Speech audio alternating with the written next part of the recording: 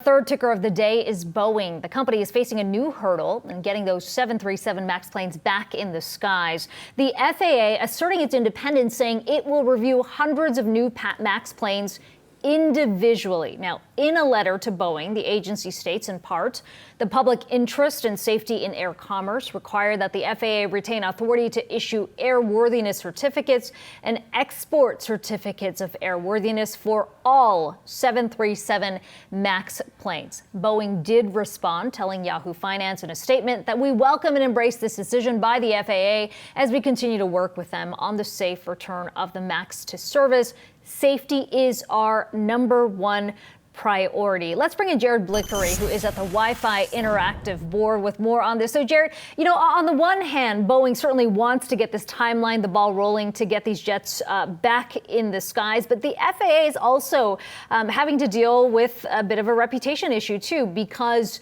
of what was perceived as the coziness between these two sides, leading to, some would argue, the disasters that happened. Yeah, that's exactly what's at stake here, and that's the reason behind this move. The FAA really doesn't have the staff to inspect all of these planes that have been stacking up in a timely basis. It's going to take a little bit of time.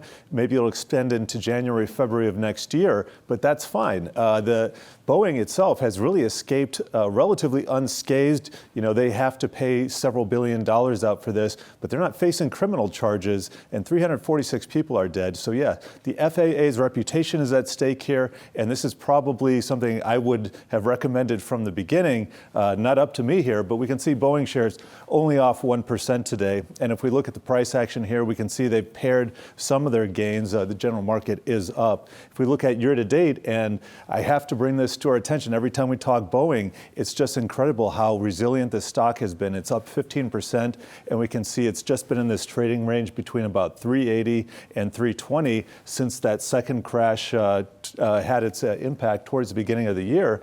And if we look at its comparison to Airbus, we can see the big difference here. Airbus has really benefited from some market share being thrown to them. They're up 60%. Boeing's up 15%.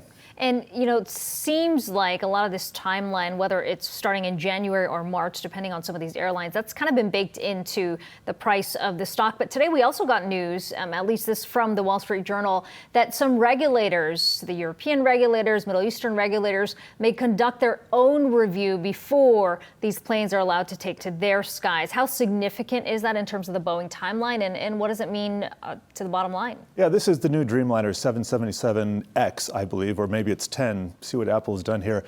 This is a plane that's basically like the old 777, but it has bigger wings, bigger capacity. And so these other foreign regulators in the EU, in the United Arab Emirates, because they're going to be a big purchaser, they're going to conduct independent reviews of the new features. It's not going to be comprehensive, but you understand where they're coming from here. Okay, we'll be watching that as well. Thanks so much for that, Jared. Hey investors, Zach Guzman here. Are you interested in learning more about the markets and getting the latest financial news? Well, then click right here to subscribe to our Yahoo Finance YouTube channel. Get the latest up-to-the-minute market analysis, big interviews in the world of finance, and information on how to manage your money every day wherever you are.